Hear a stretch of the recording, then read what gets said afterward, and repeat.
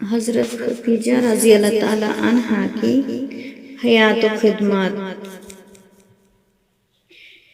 ایک بہت خوبصورت صبح مکہ کی عورتیں خانہ کعبہ خدا تعالیٰ کے گھر جمع ہیں، خوش گپیوں میں مصروف ہیں، ادھر ادھر کی باتیں ہو رہی ہیں، لیکن وہیں ایک عورت، ایک باوقار معزز شخصیت کی حامل عورت طواف سے فارغ ہوئیں۔ وہ اپنی شخصیت سے ہی سلجھے ہوئے خاندان کا چشم و چراغ معلوم ہوتی ہیں۔ ایک خاص قسم کا ٹھہراؤ ہے، مالی آسودگی اور ذہانت ان کے چہرے سے ظاہر ہے۔ اسی اثناء میں ایک آدمی نمودار ہوا، سب کو مخاطب کیا، اے مکہ کی عورتوں!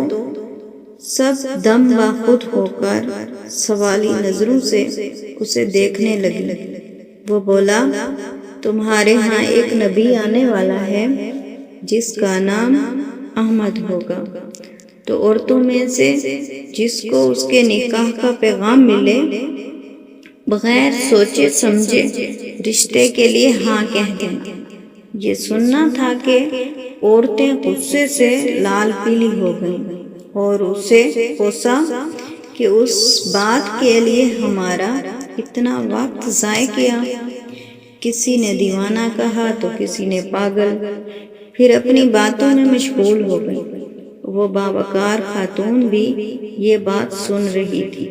وہ آدمی دراصل ایک یہودی عالم تھا، اپنی مقدس کتاب کے علم کی بنیاد پر جو انکشافات کر رہا تھا، وہ دراصل انہی باعزت خاتون کے لیے تھا۔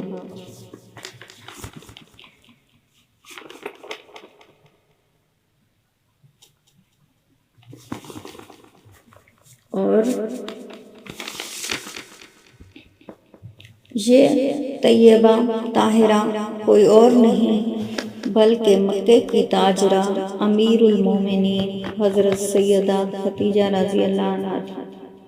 حضرت سیدہ خدیجہ الکبریٰ رضی اللہ تعالی عنہا 555 عیسوی میں مکہ میں پیدا ہوئیں۔ ایک معروف تاجر کے آنگن میں آنکھیں کھولیں ابابیلوں کے ذریعے ابرہہ کی بربادی کے وقت 15 برس کی تھی، اور 5 پشتوں کے بعد ان کا سلسلہ نسب رسول صلی اللہ علیہ وسلم سے جا ملتا ہے۔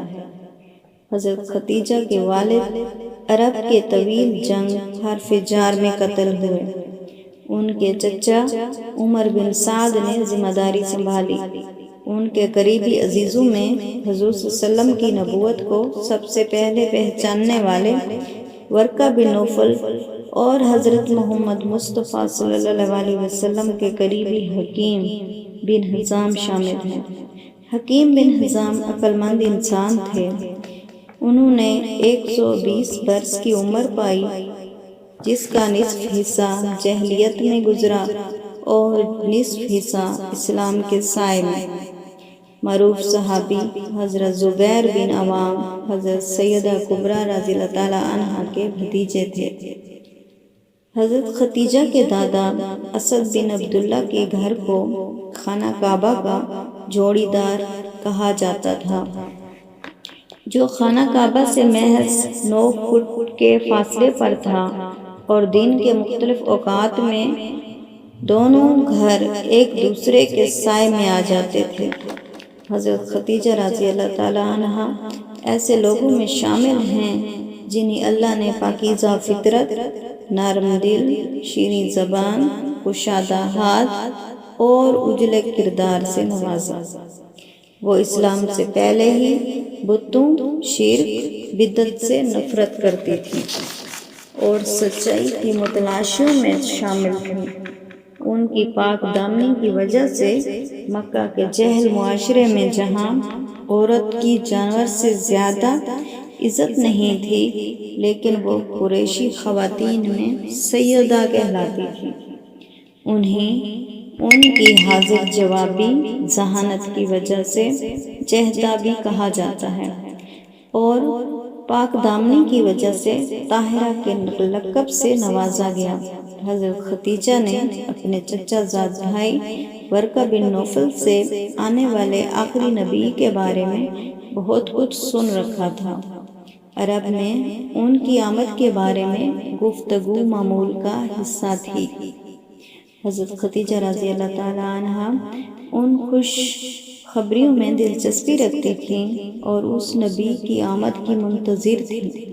ادھر اللہ انہیں اپنی مصلحت سے اپنے محبوب کے لیے تیار کر رہا تھا۔ اس کا ایک ذریعہ حضرت خدیجہ رضی اللہ تعالیٰ عنہا کے وہ خواب تھے جنہیں سچ ہونا تھا۔ ایک خواب میں انہوں نے سورج چاند جیسی زبردست روشنی دیکھی جو ان کے گھر میں داخل ہو کر ان کی آغوش تک پہنچتی ہے، پھر اس سے ساری کائنات روشن ہو جاتی ہے۔ وہ گھبرا کر ورقہ بن نوفل کے پاس گئیں، انہیں جواب سنایا تو ورقہ بن نوفل نے کہا مبارک سلامت کا شور مچا دیا اور بولے جلد تمہارے گھر کو خدا روشنی سے منور کرے گا، اور یہ روشنی ایک نبی کی بھی ہو سکتی ہے۔ وہ نبی دنیا میں تشریف لا چکے ہیں اور ان پر ایمان لانے والی آپ ہوں گی۔ یہ سن کر ان کی خوشی کا کوئی ٹھکانہ نہ رہا۔ ہوتا بھی کیسے؟ خواب جو حقیقت بننے جا رہا تھا۔ حضرت خدیجہ کے پہلے شوہر 2 بیٹیوں کی پیدائش کے بعد جلد ہی فوت ہو گئے۔ ان کے بعد نکاح ثانی عتیق ابن اعلیٰ سے ہوا اور ان سے ایک بیٹی پیدا ہوئی۔ پھر عتیق نے بھی دنیا سے منہ موڑ لیا۔ پھر انہوں نے یتیم بچوں کی کفالت تربیت اپنی زندگی کا مقصد بنا لیا اور شادی نہ کرنے کا فیصلہ کر لیا۔ ابو جہل کا رشتہ آیا لیکن انہوں نے قبول نہیں کیا۔ کئی معززین کے نکاح کا پیغام آیا مگر سیدہ طاہرہ کے لیے رب نے ایک عظیم اعزاز کا انتظام کر رکھا تھا، اس لیے انہوں نے ان رشتوں سے انکار کر دیا۔ یہی وجہ تھی جب ان کا نکاح نبی صلی اللہ علیہ وسلم کے ساتھ ہوا تو ابو جہل نے جل کر کہا اس مکے کے یتیم کے سوا کوئی نہیں ملا تھا۔ دمشق کی طرف قافلہ تجارت کی روانگی کا مرحلہ تھا۔ سامان تجارت لے جانے کے لیے افراد تیار کیے جا رہے تھے۔ 3 ماہ کے سفر کا آغاز تھا۔ گرمیوں اور سردیوں کے اس تجارتی سفر پر اس آبادی کا انحصار تھا۔ حضرت خدیجہ رضی اللہ تعالیٰ عنہا تجارت کے لیے ایک بڑے حصے کی مالک تھیں۔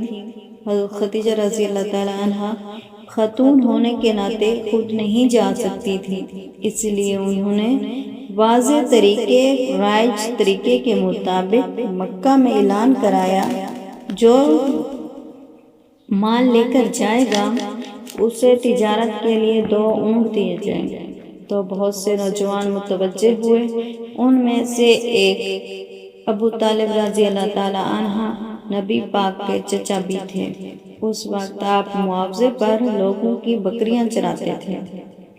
حضرت ابو طالب نے کہا بھتیجا میرا دل نہیں چاہتا میں خود سے تمہیں جدا کروں، لیکن یقیناً یہ موقع ہے مالی حالات بہتر کرنے کا اور تجارت میں تجربات حاصل کرنے کا۔ تو آپ جا کر حضرت خدیجہ رضی اللہ تعالیٰ عنہا سے بات کریں۔